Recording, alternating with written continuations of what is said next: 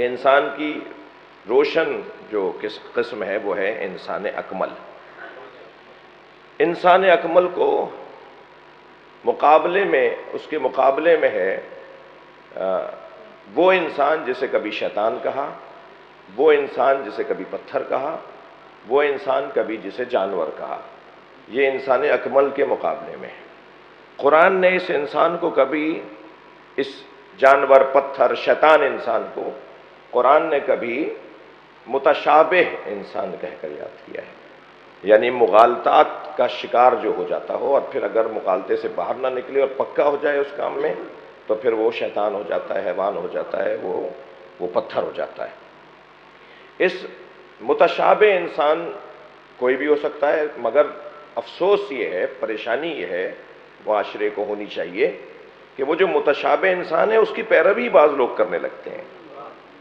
وہ جو خود الجھا ہوا ہے، وہ جو خود غلطیوں کا شکار ہے، وہ جو خود غلط زندگی اپنائے ہوئے، کچھ لوگ فَيَتَّبِعُونَ مَا تَشَابَهَ مِنْهُ، کچھ لوگ ہیں کہ جو ان کی اتباع کرتے ہیں جو متشابہ انسان ہیں۔ تو متشابہ انسانوں کی توجہ، متشابہ انسانوں کی پیروی کرنے والوں کی مذمت آئی ہے دو جملوں کے ذریعے۔ ابتغاء الفتنہ، یہ جو متشابہ انسانوں کی پیروی کر رہے ہوتے ہیں، ہمیں کیا ضرورت آ رہی ہے ہم تاریخ کے کسی صفحے کو کھولیں؟ قرآن کافی نہیں ہے؟ صلوات پڑھیں ذرا محمد و آل محمد۔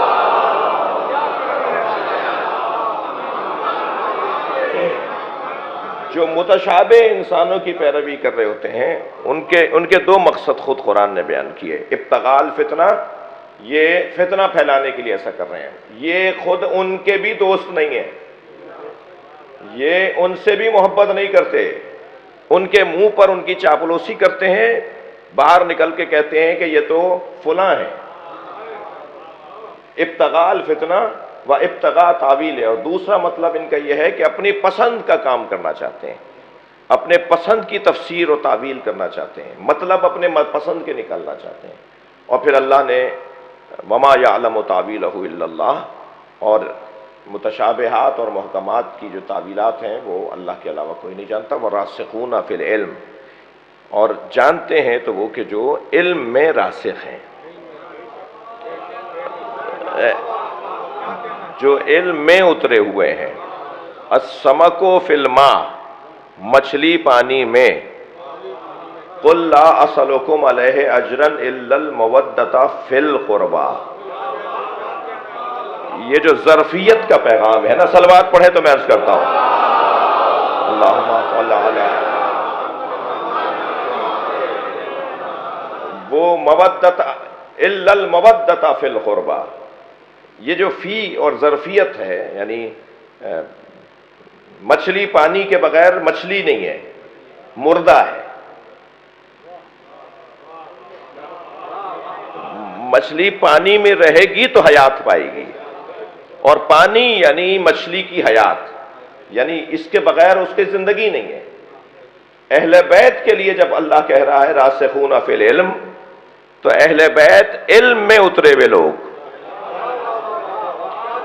یعنی جن کی زندگی علم کے بغیر نہیں ہے اور علم ان کے بغیر نہیں ہے۔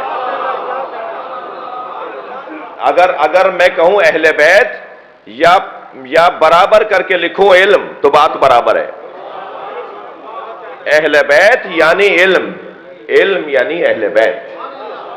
صلوات پڑھیں ذرا محمد و آل محمد۔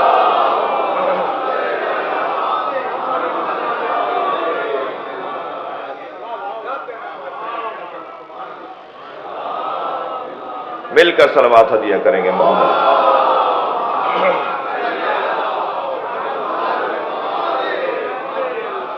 تو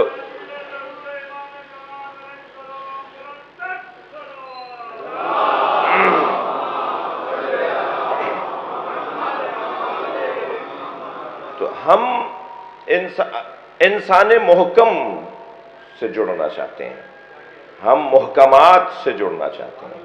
مذمت آئی ہے نا متشابہات سے جڑنے والوں کی، تو ہم قابل مذمت نہیں بننا چاہتے۔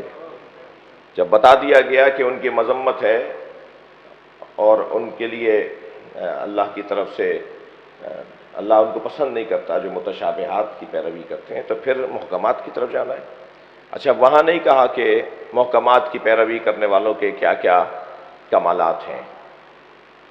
محکمات اسی آیت میں، آیت دوبارہ سے سنا دیتا ہوں آپ کو، ارشاد ہو رہا ہے هو الذی، صلوات پڑھیں، عرض کرتا ہوں اللہم صلی علی محمد۔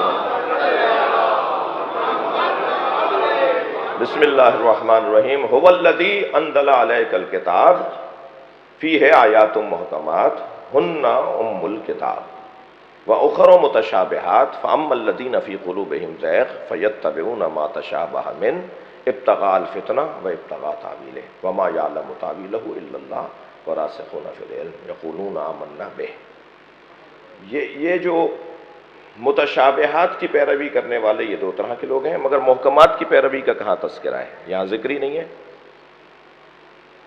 محکمات کی پیروی، صرف محکمات کے بارے میں اتنا کہہ دیا کہ ہن ام الکتاب، وہ اصل کتاب ہے، اور دوسری قسم جو ہے متشابہات کی، اور متشابہات کی پیروی کرنے والوں کی یہ دو صفتیں اور یہ دو نیتیں ہیں، وہ یہ اچھا چاہتے ہیں۔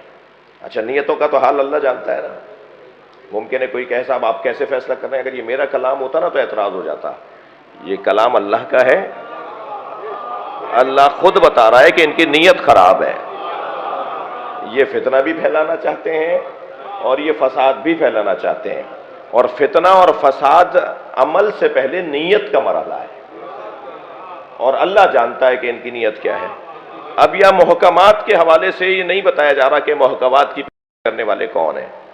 عزیزان گرامی، تمام فقہی کتابوں میں 11 نجاستوں کی لسٹ تو بیان ہوئی ہے، طہارتیں کتنی ہیں ان کی کوئی لسٹ نہیں ہے۔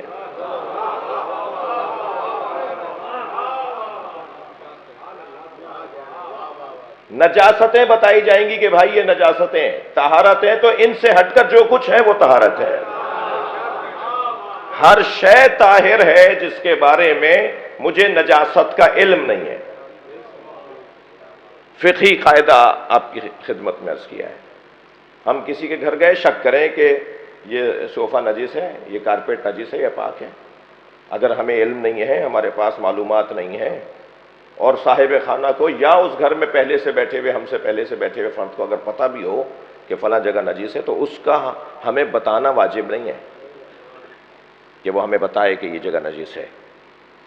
اور اگر اس جگہ پر کوئی ایسا عمل انجام پا جاتا ہے جس کے لیے طہارت ضروری ہے، تو وہ اللہ کے نزدیک عبادت قبول ہے۔ ہم اپنے مزاجوں پر نہیں چلیں گے، شریعت پہ چلیں گے۔ ایسا نہیں ہوگا کہ ہم یہ سوچ رہے ہیں اور ہمارے قاعدے ہیں، قوانین ہیں، ان پہ محنتیں ہوئی ہیں، ان کے پیچھے دلائل ہیں، تو نجاستوں کا تو ذکر ہوتا ہے، طہارتوں کا ذکر نہیں ہوتا۔ جی، یہاں اللہ نے متشابہات کی پیروی کرنے والوں کا ذکر کر دیا، جو ایسے نہیں ہیں وہ پھر محکمات کی پیروی کرتے ہیں۔ محکمات کی پیروی کرنے والے لوگ ان دونوں نیتوں سے ہٹ کر ہیں۔ وہ جو محکم انسان ہے وہی در حقیقت، یعنی محکم انسان کا تذکرہ عقیدہ توسل کا تذکرہ ہے۔ محکم انسان کا بیان وسیلے کا بیان ہے۔ محکم انسان ہی وسیلہ ہے، جو مضبوط ہے اسی سے جوڑا جائے گا۔ جو روزانہ رنگ بدلتا ہو، جو روزانہ ڈھنگ بدلتا ہو، جو روزانہ در بدلتا ہو، جو روزانہ عقیدہ بدلتا ہو، وہ کسی کے لیے رہنما نہیں بن سکتا۔ اس کے دروازے سے جڑنا ہوگا جو محکم انسان ہے۔ بھئی یہ جملہ اگر تکراری ہو تو مجھے معاف کیجئے گا، کثرت سے مجلس پڑھنے کا یہ نقصان بھی ہے۔ ہم جس دروازے پر بیٹھے ہیں وہ دروازہ پیغام یہ دیتا ہے کہ زمانے کو مڑ کر نہیں دیکھا کرو، موڑ کر دیکھا کرو۔ صلوات پڑھیں ذرا محمد و آل محمد۔